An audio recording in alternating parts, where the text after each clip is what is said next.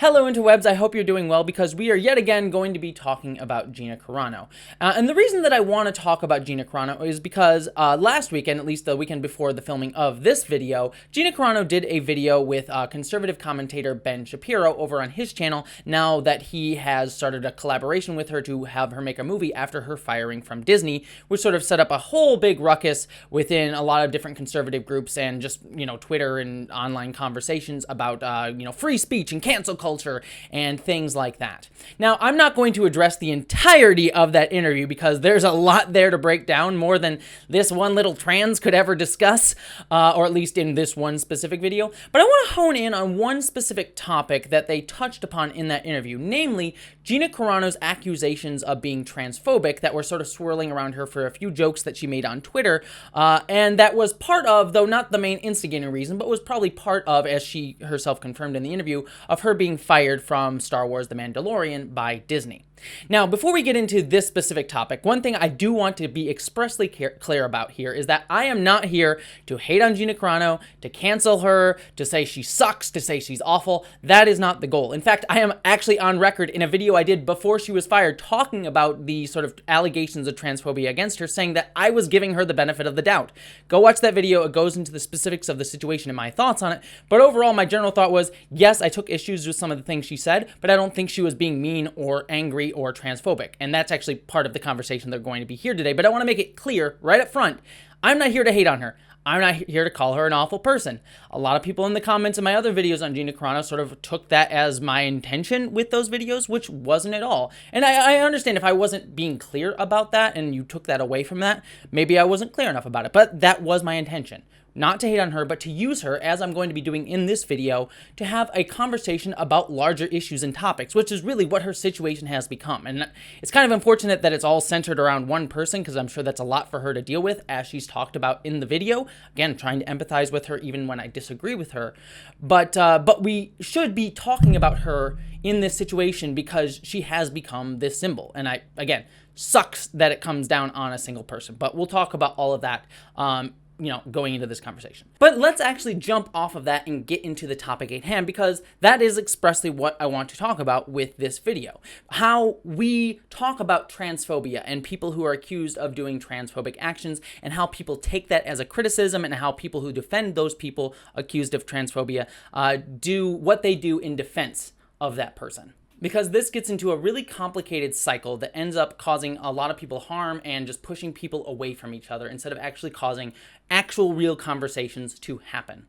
Now, I'm not going to go into every single detail with why Gina Carano was accused of transphobia. I did a whole video on the specifics of that and my views on that at the time in a video that I'll link up here. So click that if you want to know a little bit more. But to give a brief overview, Gina Carano was accused of transphobia because she posted a joke on Twitter that was making fun of the practice of pronoun sharing for trans people. She did, a joke saying, my pronouns are beep, boop, beep, kind of like jumping off of like the Star Wars droid thing. And that came across to many trans people and trans allies as transphobic. It came across as belittling the need for trans people to want to share their pronouns because it makes trans people feel more comfortable in a space. You share pronouns with someone saying like I use she, her pronouns, he, him pronouns, and it just lessens the possibility of someone being accidentally or deliberately misgendered online or in an actual face-to-face interaction if you do it face-to-face, which can help trans people feel more comfortable. It can help mitigate feelings of depression and mental health issues that trans people face with being repeatedly misgendered, either directly or indirectly. This isn't to say that trans people are more likely to commit suicide because they are trans. It is saying that because trans people constantly have to face these, like being misgendered, not being seen either deliberately or indirectly, can cause trans people to have mental health effects, and that can accumulate over time. It's not one misgendering, it's multiple over many, many months, years, however, and how aggressive those misgenderings are. So the joke that Gina Carano made felt like it was belittling of that very serious kind of situation for trans people. Again, it's a small joke, it's a dumb joke, and it was a very silly joke and not the worst thing in the world. I totally understand why that joke can be funny to some people who don't understand the issues of pronoun sharing. And I said that in my initial video about Gina Carano. I was totally understanding where she was coming from. But some people were rightfully upset at that. Now, a lot of people extrapolated that out because it is social media and hyperbolicized it and started calling her transphobic and hating on her and harassing her and bullying her, which is something I do not agree with. No matter where it comes from, people should not harass, bully, or insult somebody else. We'll talk more about that in just a little bit where it comes up somewhat later. But for Gina Carano, I thought that was horrible that she was facing that. I understand why she sort of got defensive and doubled down on things, and it just pushed people into hyperbolic positions, right? It just pushes her into being like, oh, these trans people are getting angry at me for a silly dumb joke, which it was a silly dumb joke, and trans people were rightfully upset for her doubling down on being angry at trans people. And so it takes these heightened reactions and makes it the only voices that get heard, even when people are trying to have good faith criticism in the middle about saying like, hey, this was a silly joke. I understand why you think it's silly, but it could be hurtful in these ways. But no one hears that because everything gets hyperbolicized, right?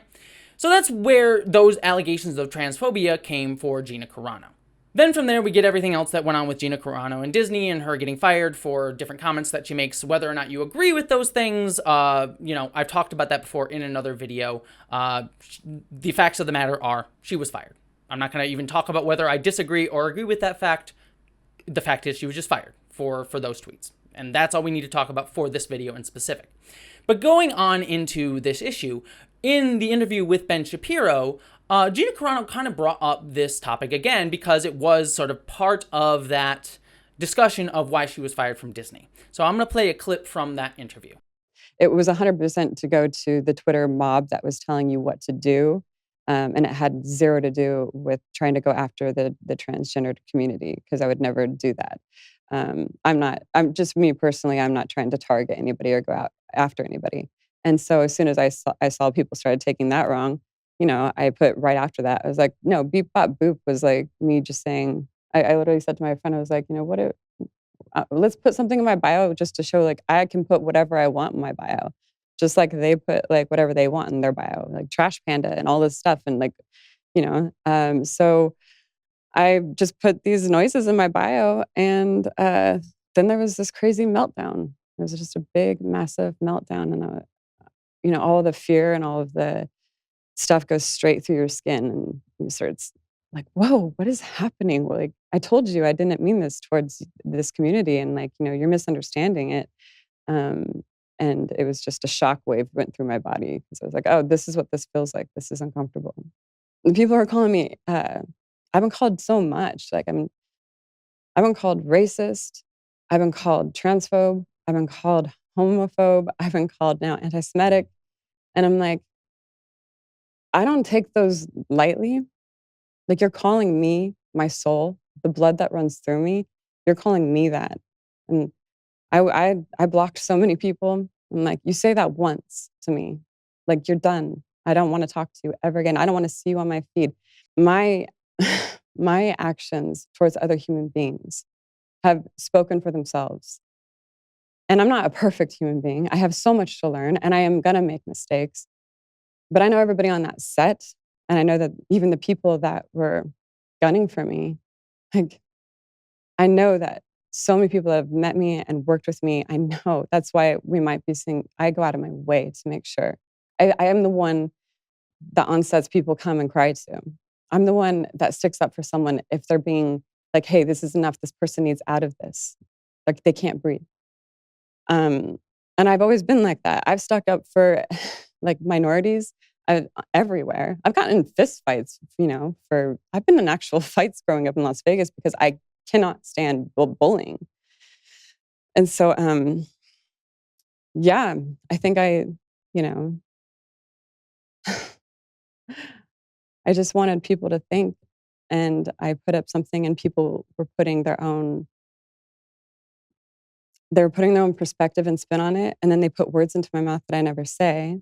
And then they start, then it starts trending in all of these, these big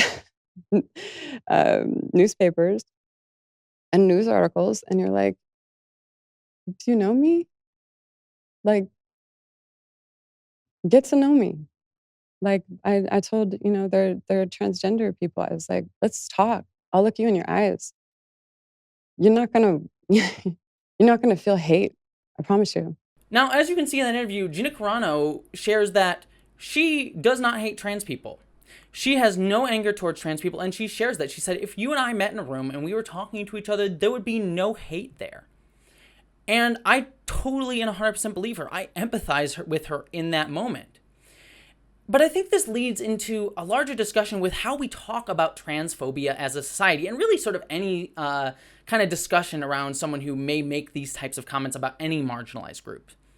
When we have these types of conversations, as I said in that sort of hyperbolicized thing that was going on with Gina Carano's initial tweet, we tend to have these conversations as if the person who made these comments is bigoted, is the most heightened version of what that comment is showcasing.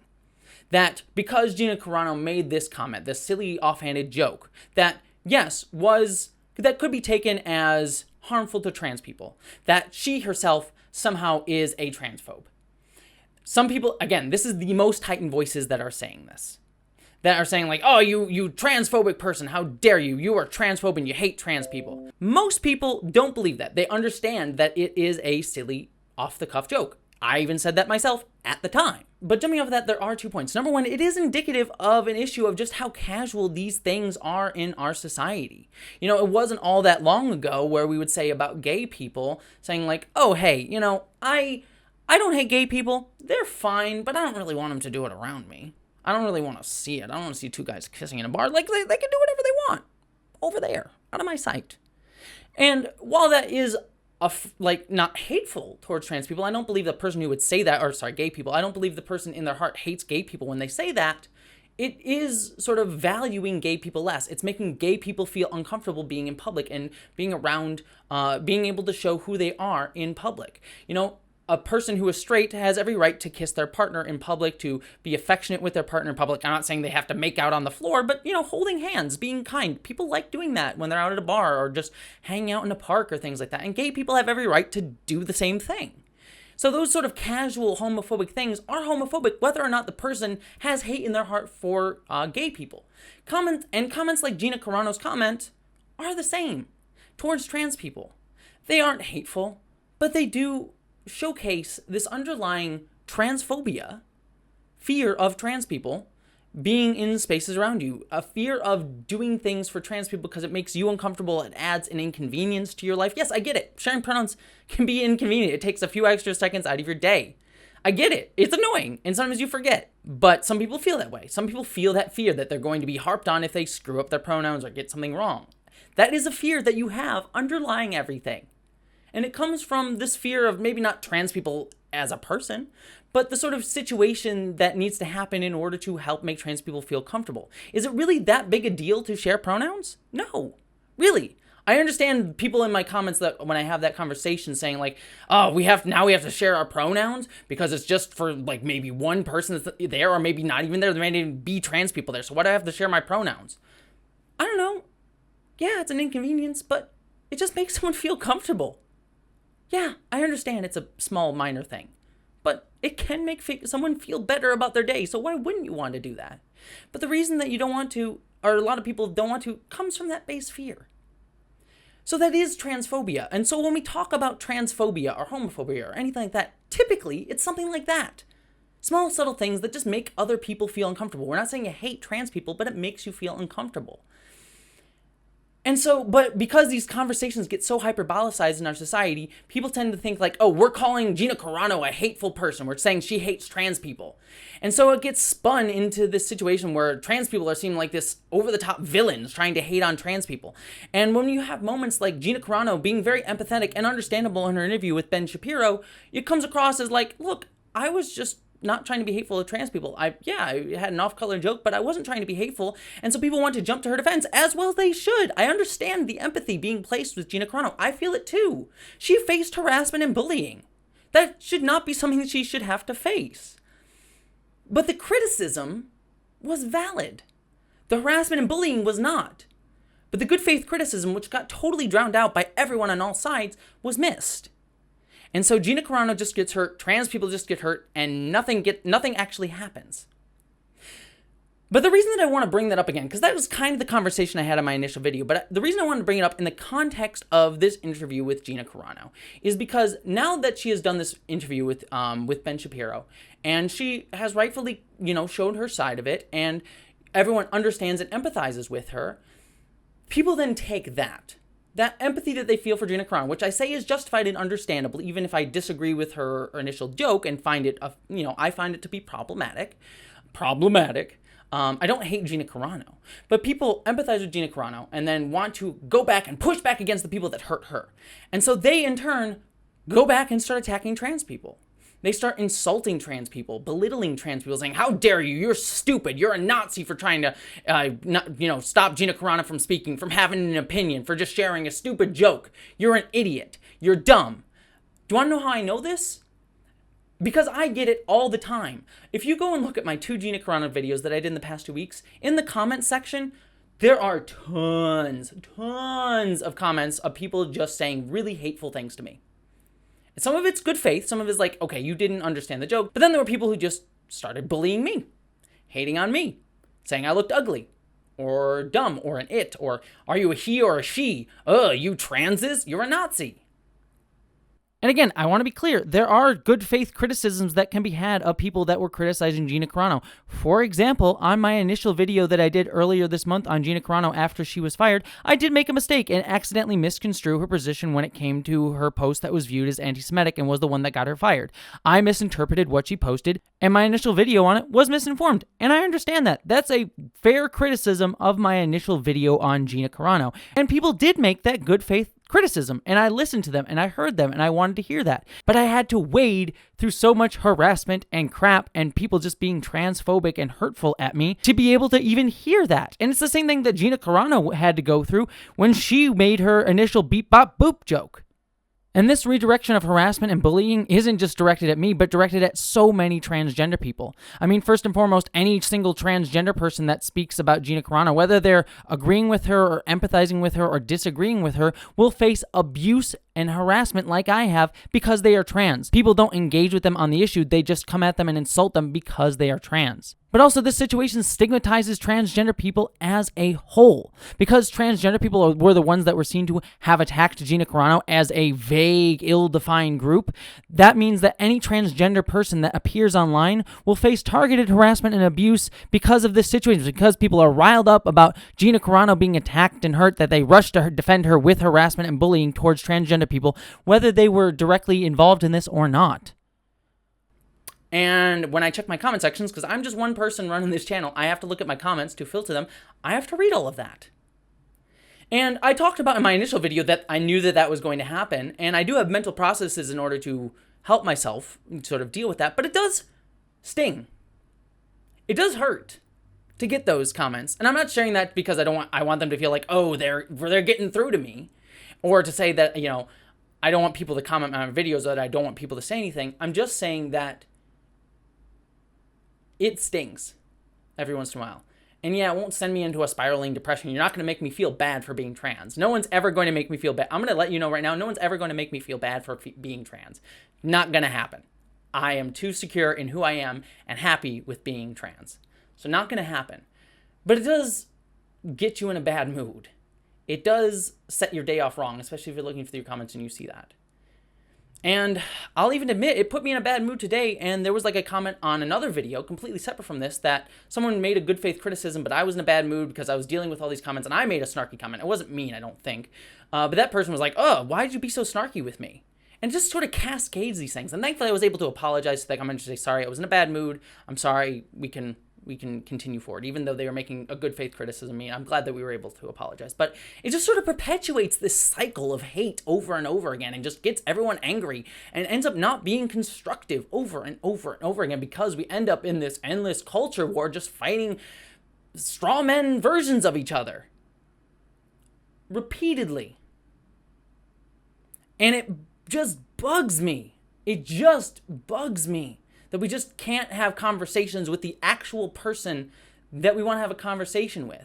We're having conversations with the symbolic version, the symbolic straw man worst version But when we have those conversations, we're having it with actual people online.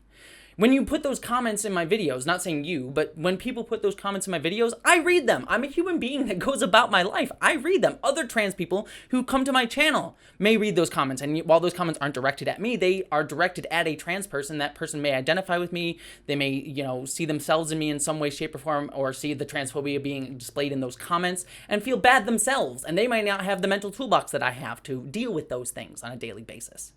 And they may feel even more depressed because they're seeing transphobia just in a comment section. Or on Twitter. Or wherever. Whatever public forum that you're in.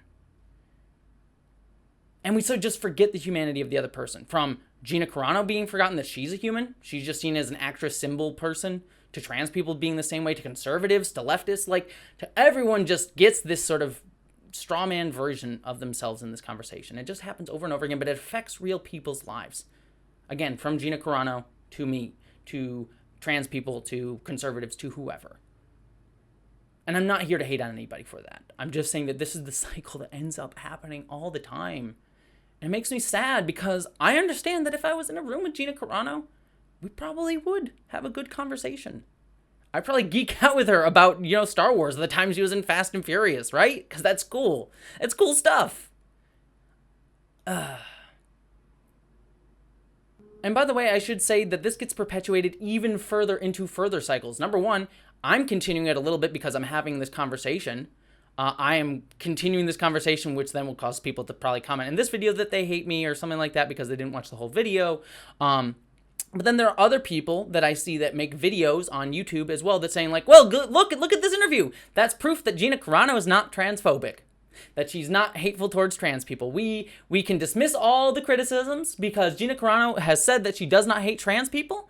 And so we're not going to actually look at the actual conversation being had. We're just going to say, nope, trans people aren't, she's not transphobic. And so the actual conversation about the joke that Gina Carano made just gets lost in the shuffle to have this larger scale culture war.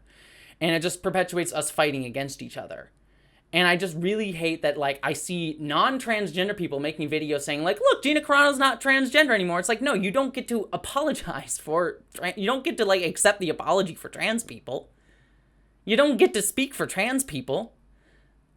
And not every trans person is going to agree. There are some trans people that have forgiven Gina Carano for her initial joke. There are some that aren't, because we're not a monolith community. But people who are not trans don't get to do that. And you don't get to say that Gina Carano is all forgiven when we haven't actually addressed the criticism.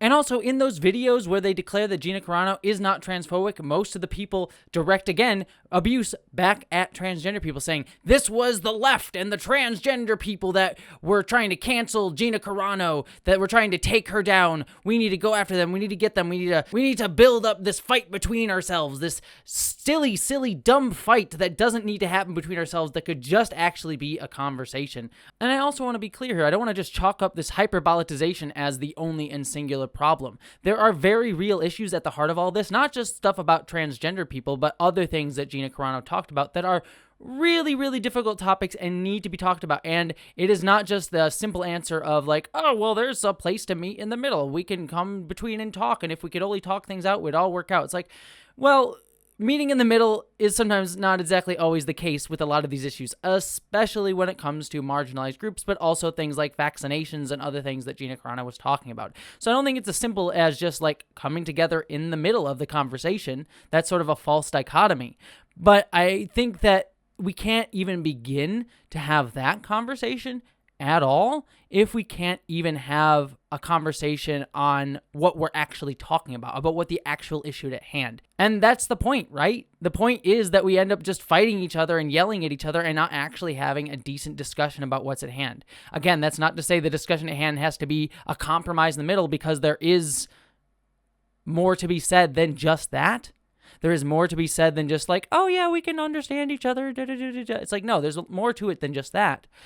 But to even begin to have that conversation, we need to even agree to have a conversation.